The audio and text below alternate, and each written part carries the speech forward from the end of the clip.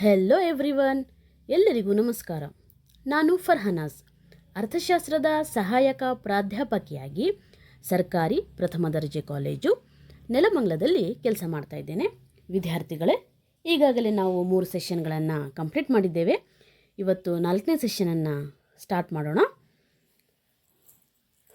Topic: optimising behaviour in long run, law of variable proportion. ದೀರ್ಘಾವಧಿಯಲ್ಲಿ ಆದರ್ಶ ನಡೆಯಲ್ಲಿ ವ್ಯತ್ಯಾಸಾತ್ಮಕ ಅಥವಾ ಬದಲಾಗುವ ಪ್ರಮಾಣಗಳ ನಿಯಮ ಅಂತ. ಲೆಟ್ಸ್ ಸ್ಟಾರ್ಟ್ ವಿತ್ ದಿ ಪೀಠಿಕೆ. ಉತ್ಪಾದನಾ ಸಿದ್ಧಾಂತವು ಹೂಡುವಳಿಗಳನ್ನು ಉತ್ಪನ್ನಗಳಾಗಿ ಪರಿವರ್ತಿಸಲು ಬಳಸುವ ವಿಧಾನಗಳನ್ನು ಅಧ್ಯಯನ ಮಾಡುತ್ತದೆ. ದೀರ್ಘಾವಧಿಯಲ್ಲಿ ಎಲ್ಲ ಉತ್ಪಾದನಾ ಅಂಶಗಳು ಬದಲಾಯಿಸಬಹುದಾಗಿರುತ್ತೆ, ಆದರೆ ಅಲ್ಪಾವಧಿಯಲ್ಲಿ ಹಾಗೆ ಇರುವುದಿಲ್ಲ. ಇದರಿಂದ ಉತ್ಪಾದನೆಯಲ್ಲಿ ಕಡಿಮೆ ವೆಚ್ಚದಲ್ಲಿ ಹೆಚ್ಚು ಉತ್ಪನ್ನ ಪಡೆಯುವ ಗುರಿಯಿಂದ ತೀರ್ಮಾನಗಳನ್ನು ಅಥವಾ ನಿರ್ಧಾರಗಳನ್ನು ತೆಗೆದುಕೊಳ್ಳಲಾಗುತ್ತದೆ. ಅದನ್ನೇ ಆದರ್ಶ ನಡೆ ಅಥವಾ ಆಪ್ಟಿಮೈಸಿಂಗ್ ಬಿಹೇವಿಯರ್ ಅಂತ ಕರೆಯುತ್ತಾರೆ.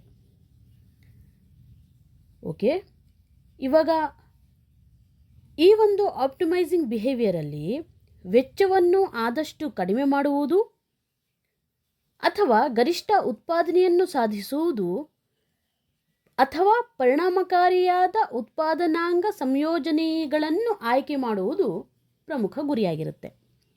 The theory of production is concerned with how a firm transforms inputs into outputs.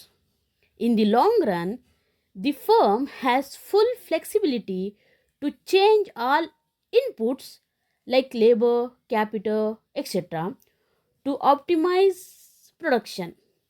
Optimizing behavior in this context means the producer aims to minimize cost, maximize output, or achieve efficient input combination. Okay ವಿದ್ಯಾರ್ಥಿಗಳೇ, ದೀರ್ಘಾವಧಿ ಅನ್ನೋದು ಅತ್ಯಂತ ಅಧಿಕವಾಗಿ ಇರುವಂತಹ ಒಂದು ಅವಧಿಯಾಗಿರುತ್ತೆ. ಇಲ್ಲಿ ಎಲ್ಲ ರೀತಿಯ ಉತ್ಪಾದನಾಂಗಗಳನ್ನು ಸಹ ಬದಲಾವಣೆ ಮಾಡಲಿಕ್ಕೆ ಅವಕಾಶಗಳಿರುತ್ತೆ. ಈ ಒಂದು ದೀರ್ಘಾವಧಿಯ ಅಡಿಯಲ್ಲಿ ಬರುವಂತಹ ಪ್ರಮುಖ ನಿಯಮಗಳಲ್ಲಿ ಲಾ ಆಫ್ ವೇರಿಯೇಬಲ್ ಪ್ರಪೋರ್ಷನ್, ಬದಲಾಗುವ ಪ್ರಮಾಣಗಳ ಅಥವಾ ವ್ಯತ್ಯಾಸಾತ್ಮಕ ಪ್ರಮಾಣಗಳ ನಿಯಮವೂ ಸಹ ಪ್ರಮುಖವಾಗಿದೆ. ಸಾಂಪ್ರದಾಯಿಕ ಅರ್ಥಶಾಸ್ತ್ರಜ್ಞರು ವಿವಿಧ ಉತ್ಪಾದನಾ ಚಟುವಟಿಕೆಗಳಿಗೆ ವಿಭಿನ್ನ ಪ್ರತಿಫಲ ನಿಯಮಗಳನ್ನು ಅನ್ವಯಿಸಿ ಅಧ್ಯಯನ ಮಾಡಿದ್ದಾರೆ. ಉದಾಹರಣೆಗೆ, ಕೃಷಿ ವಲಯದಲ್ಲಿ ಇಳಿಮುಖ ಪ್ರತಿಫಲ ಮತ್ತು ಕೈಗಾರಿಕಾ ವಲಯದಲ್ಲಿ ಸ್ಥಿರ ಪ್ರತಿಫಲ ಅನ್ವಯವಾಗುತ್ತದೆ ಎಂದು ಅವರು ಭಾವಿಸಿದ್ದರು. Traditional economists believed that different laws of return apply to different types of production. For example, diminishing returns apply to agriculture and constant returns to the scale industrial sector. ಆದರೆ ಆಧುನಿಕ ಅರ್ಥಶಾಸ್ತ್ರಜ್ಞರು ಈ ಅಭಿಪ್ರಾಯವನ್ನು ಒಪ್ಪುವುದಿಲ್ಲ. ಅವರು ಎಲ್ಲ ಕ್ಷೇತ್ರಗಳ ಉತ್ಪಾದನದಲ್ಲಿಯೂ ಸಹ 3 ರೀತಿಯ ಹಂತಗಳು, ಅಂದರೆ 3 ಪ್ರತಿಫಲ ನಿಯಮಗಳು, ಏರಿಕೆಯ ಪ್ರತಿಫಲ, ಸ್ಥಿರ ಪ್ರತಿಫಲ ಮತ್ತು ಇಳಿಕೆ ಪ್ರತಿಫಲಗಳು ಕಂಡುಬರುತ್ತವೆ ಎಂದು ತಿಳಿಸಿದ್ದಾರೆ. ಅವೆಲ್ಲವೂ ಏನು? ಈಗಾಗಲೇ ಹೇಳಿದಂಗೆ ಏರಿಕೆ ಪ್ರತಿಫಲ, ಇಳಿಕೆ ಪ್ರತಿಫಲ ಮತ್ತು ಋಣಾತ್ಮಕ ಹಂತ. The modern economists have formulated a general law of production known as the law of variable.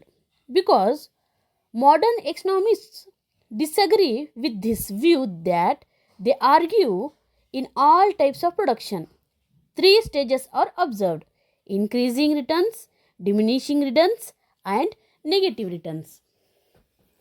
Okay, ನಿಯಮದ ಸಾರಾಂಶ ಏನು ಅಂತ ಹೇಳಿದರೆ, ಈ ನಿಯಮದ ಪ್ರಕಾರ ಉತ್ಪಾದನೆಯಲ್ಲಿ ಇತರೆ ಉತ್ಪಾದನಾಂಗಗಳನ್ನು ಸ್ಥಿರವಾಗಿ ಇಟ್ಟುಕೊಂಡು ಒಂದು ಉತ್ಪಾದನಾಂಗದ ಪ್ರಮಾಣವನ್ನು ಕ್ರಮೇಣವಾಗಿ ಹೆಚ್ಚಿಸುತ್ತಾ ಹೋದಂಗೆ ಒಟ್ಟಾರೆ ಉತ್ಪಾದನೆಯು ಪ್ರಾರಂಭದಲ್ಲಿ ವೇಗವಾಗಿ ಹೆಚ್ಚುತ್ತದೆ, ನಂತರ ನಿಧಾನವಾಗಿ ಮತ್ತು ಅಂತಿಮವಾಗಿ ಇಳಿಯಲು ಪ್ರಾರಂಭವಾಗುತ್ತದೆ ಎಂಬುದಾಗಿದೆ. Essence of law. According to this law, when the quantity of one input is increased while keeping other inputs constant, total output initially increases at an increasing rate, then at a diminishing rate, and finally starts to decline. ಇವಾಗ ಅರ್ಥವನ್ನು ತಿಳ್ಕೊಂಡಿದ್ದೇವೆ, ವ್ಯಾಖ್ಯಾನಗಳನ್ನು ತಿಳಿದುಕೊಳ್ಳೋಣ.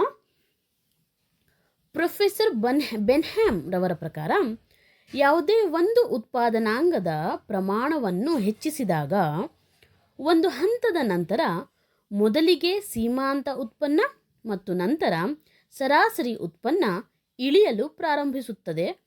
ಅದನ್ನೇ ವ್ಯತ್ಯಾಸಾತ್ಮಕ ಪ್ರಮಾಣಗಳ ಸಿದ್ಧಾಂತ ಎನ್ನುವರು ಅಂತ Benham ಅವರು ಹೇಳಿದ್ದಾರೆ.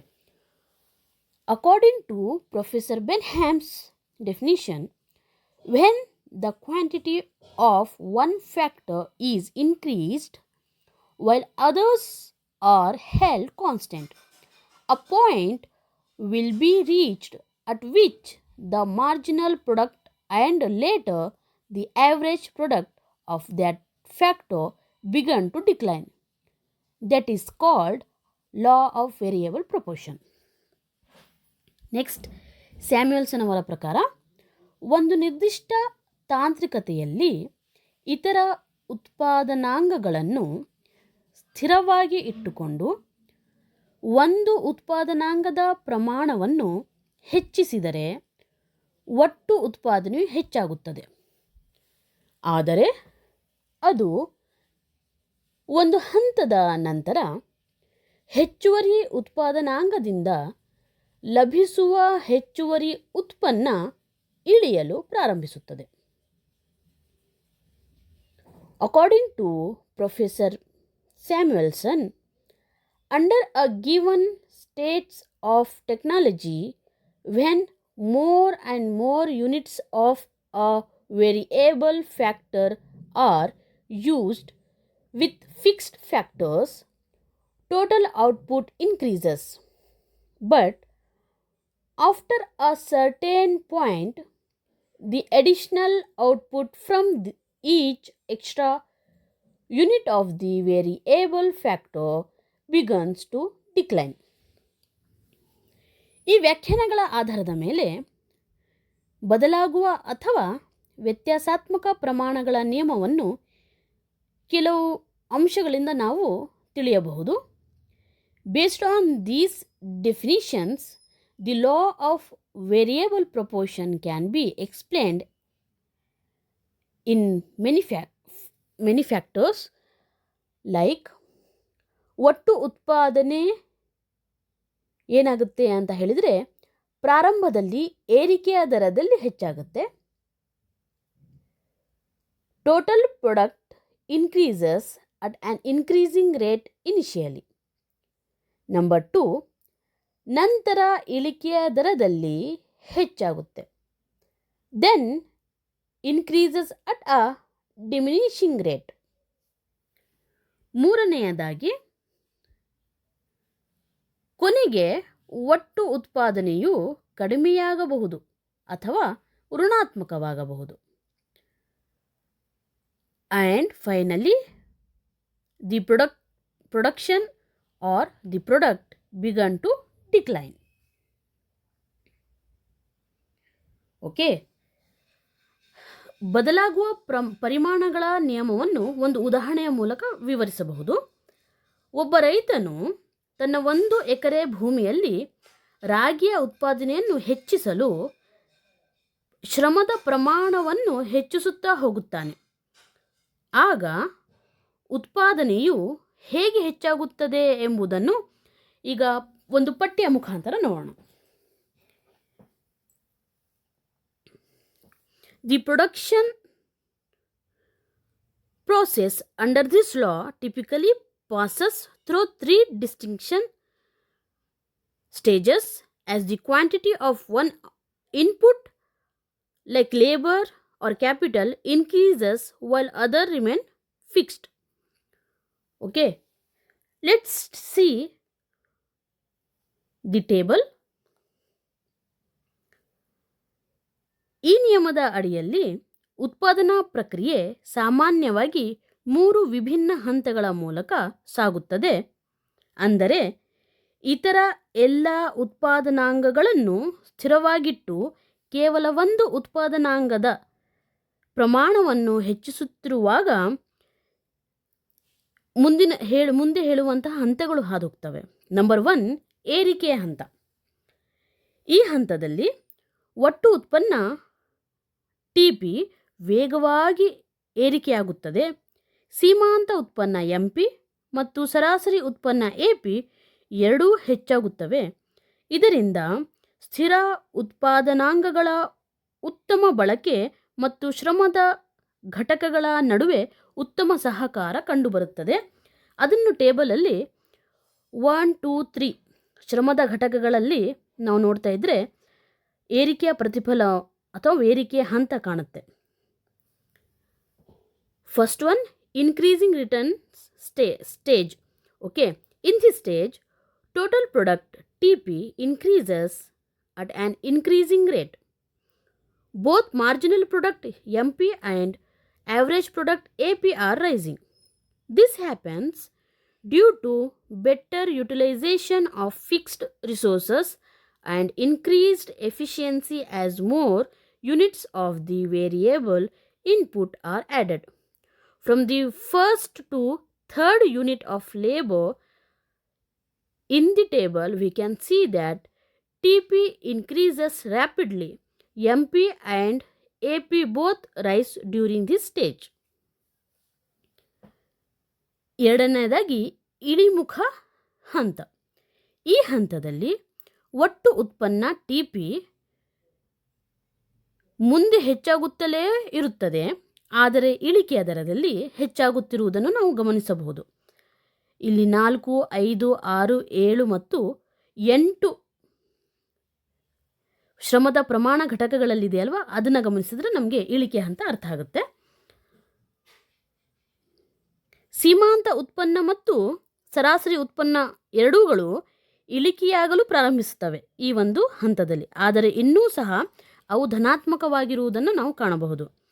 ಈ ಹಂತ ಸಂಭವಿಸುವುದು ಸ್ಥಿರ ಉತ್ಪಾದನಾಂಗಗಳ ಮಿತಿಯು ಹೆಚ್ಚಿನ ಶ್ರಮವನ್ನು ಸಮರ್ಪಕವಾಗಿ ಬಳಕೆ ಮಾಡುವಲ್ಲಿ ತೊಂದರೆಯುಂಟು ಮಾಡುವುದರಿಂದ ಆಗುತ್ತದೆ ಅಂತ ಅರ್ಥ ಆಗುತ್ತೆ. 4ನೇ ಘಟಕದಿಂದ 8ನೇ ಘಟಕದವರೆಗೆ TP ನಿಧಾನವಾಗಿ ಹೆಚ್ಚಾಗುತ್ತದೆ.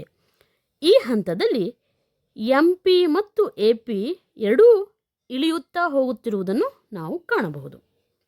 Number 2, diminishing returns stage. In this stage, total product continues to increase but at a diminishing rate. Marginal product and average product begin to fall, though they are still positive. This occurs because the fixed factors become limitation. Adding more variable inputs leads to less efficient production.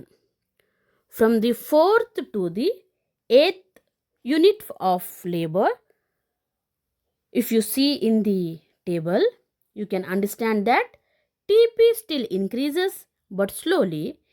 MP and AP are falling in this stage. ಮೂರನೇ ಹಂತ ಋಣಾತ್ಮಕ ಹಂತ. ಈ ಹಂತದಲ್ಲಿ ಪಟ್ಟಿಯಲ್ಲಿ ತೋರಿಸಿದಂತೆ 9ರಿಂದ 10ರಲ್ಲಿ ಕಾಣ್ತಾ ಇರುವಂಥ ಅಂಶವನ್ನು ಗಮನಿಸಿದರೆ ಒಟ್ಟು ಉತ್ಪನ್ನ TP ಇಳಿಯಲು ಪ್ರಾರಂಭಿಸಿದೆ. ಸೀಮಾಂತ ಉತ್ಪನ್ನ ಋಣಾತ್ಮಕವಾಗುತ್ತದೆ ಮತ್ತು ಸರಾಸರಿ ಉತ್ಪನ್ನ ಮುಂದುವರಿಯುವಂತೆ ಇಳಿಯುತ್ತಿರುತ್ತದೆ. ಅತಿಯಾಗಿ ಶ್ರಮವನ್ನು ಬಳಸಿದಾಗ ಒಟ್ಟು ಉತ್ಪಾದನೆ ಕೂಡ ಕಡಿಮೆಯಾಗುವುದರಿಂದ ಸಾಮಾನ್ಯವಾಗಿ ಅತಿಯಾದ ಕಾರ್ಯಕ್ಷಮತೆಯ ಕೊರತೆಯಿಂದ ಉತ್ಪಾದನೆಯು ಋಣಾತ್ಮಕವಾಗುತ್ತದೆ. 8ನೇ ಘಟಕದ ನಂತರ TP ಇಳಿಯುತ್ತದೆ. MP ಋಣಾತ್ಮಕವಾಗಿರುತ್ತದೆ. ಇದು ಋಣಾತ್ಮಕ ಹಂತವನ್ನು ಸೂಚಿಸುತ್ತೆ.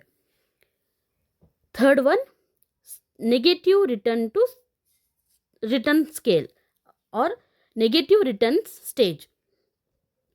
In this stage, from 9 to the 10th unit of labor, total product TP starts to decline.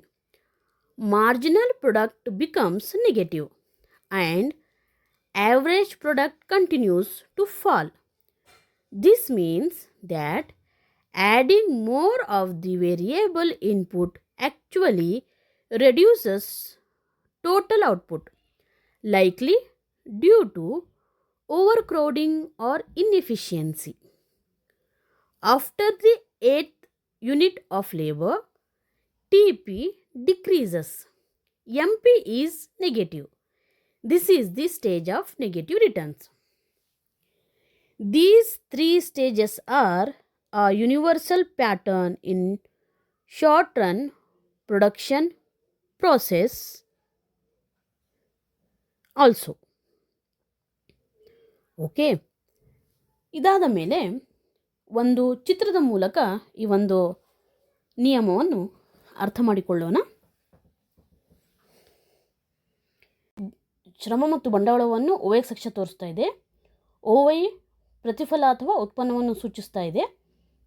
TP ಅನ್ನೋದು ಒಟ್ಟು ಉತ್ಪನ್ನದ ರೇಖೆಯಾಗಿದೆ.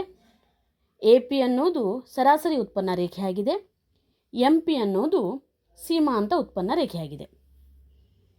ಅದೇ ರೀತಿ ಆರಂಭಿಕ ಹಂತದಲ್ಲಿ ನಾವು ಟೇಬಲ್ನ ಗಮನಿಸಿದಂತೆ ಇಲ್ಲಿ ಮೊದಲನೆಯ ಹಂತ ಏರಿಕೆಯ ಪ್ರತಿಫಲವನ್ನು ತೋರಿಸ್ತಾ ಇದೆ, ಎರಡನೇ ಇಳಿಕೆಯ ಪ್ರತಿಫಲವನ್ನು ತೋರಿಸ್ತಾ ಇದೆ, ಮೂರನೆಯ ಹಂತ ಋಣಾತ್ಮಕ ಪ್ರತಿಫಲವನ್ನು ತೋರಿಸ್ತಾ ಇದೆ.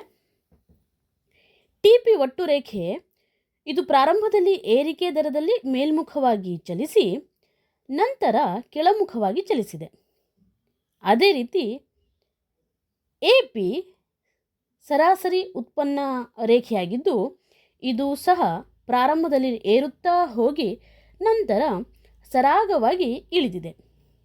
ಅಂತಿಮವಾಗಿ ಸೀಮಾಂತ ಉತ್ಪನ್ನ ರೇಖೆ ಆರಂಭವಾಗುತ್ತಿದ್ದಂತೆ ಋಣಾತ್ಮಕವಾಗಿ ಇಳಿಮುಖವಾಗಿರುವುದನ್ನು ನಾವು ಅಲ್ಲಿ ನೋಡ್ತಾ ಇದ್ದೀವಿ. ಸರಾಸರಿ ಉತ್ಪನ್ನ ರೇಖೆ ಪ್ರಾರಂಭದಲ್ಲಿ ನಿರ್ದಿಷ್ಟ ದರದಲ್ಲಿ ಏರುತ್ತಾ ಹೋಗಿ ತದನಂತರ ಅದೇ ದರದಲ್ಲಿ ಇಳಿಮುಖವಾಗಿರುವುದನ್ನು ನಾವು ನೋಡ್ತಾ ಇದ್ದೇವೆ. ಚಿತ್ರದಲ್ಲಿ ಕಂಡುಬರುವಂತೆ ಒಟ್ಟು ಉತ್ಪನ್ನ, ಸೀಮಾಂತ ಉತ್ಪನ್ನ ಹಾಗೂ ಸರಾಸರಿ ಉತ್ಪನ್ನ ರೇಖೆಗಳು ಏರಿಕೆ, ಇಳಿಕೆ ಮತ್ತು ಋಣಾತ್ಮಕ ಹಂತಗಳಲ್ಲಿ ಚಲಿಸುತ್ತಿರುವುದನ್ನು ನಾವು ಕಾಣಬಹುದು. In the above diagram, the OX axis represents labor and capital and the OY axis represents output. The TP curve is the total production ಅಥವಾ product curve.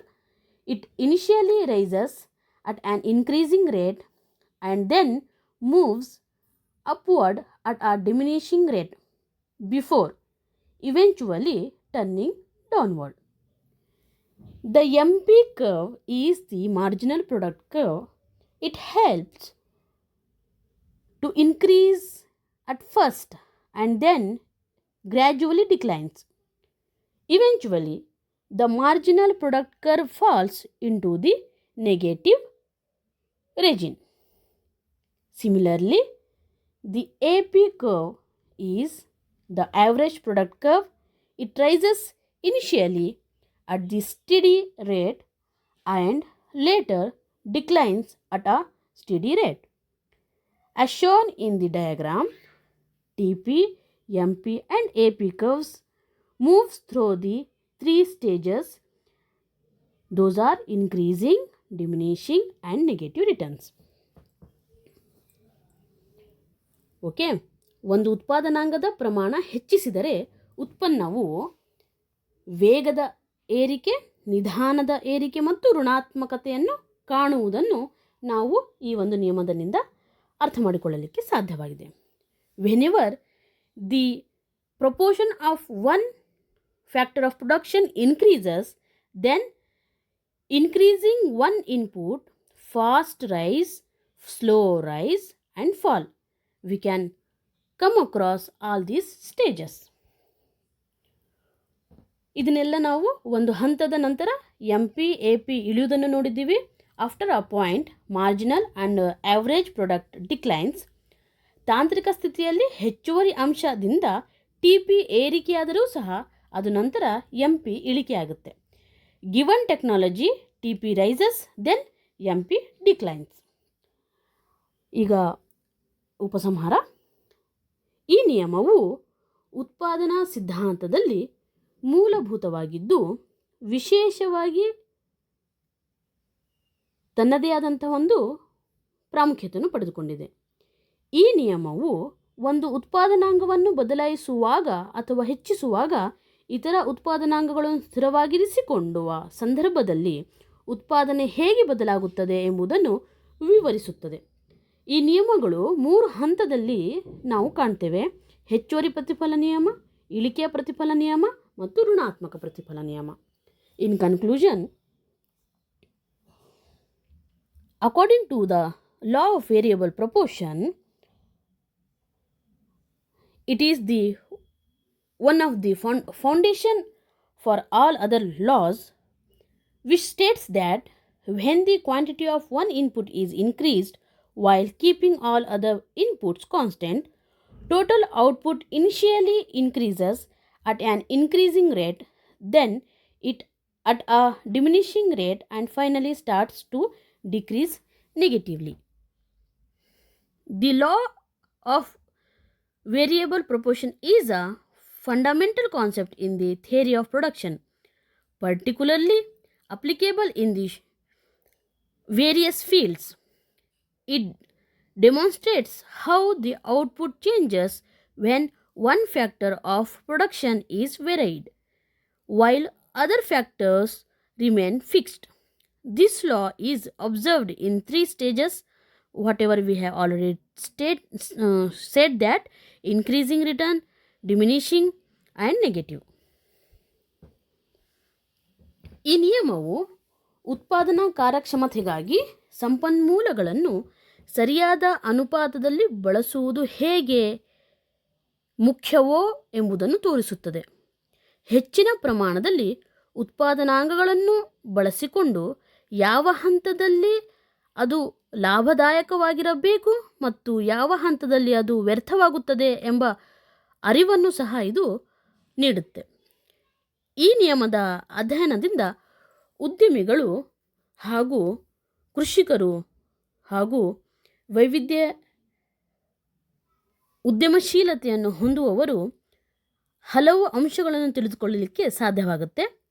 ಅಂದರೆ ಉತ್ಪಾದನಾಂಗಗಳ ಸಮರ್ಪಕ ಬಳಕೆ ಮಾಡುವುದನ್ನು ಕಲಿಯಬಹುದು. ಈ ಒಂದು ಅಧ್ಯಯನದಿಂದ ಸಂಪನ್ಮೂಲ ವ್ಯರ್ಥವಾಗದ ರೀತಿಯಲ್ಲಿ ಅದನ್ನು ತಪ್ಪಿಸಬಹುದು.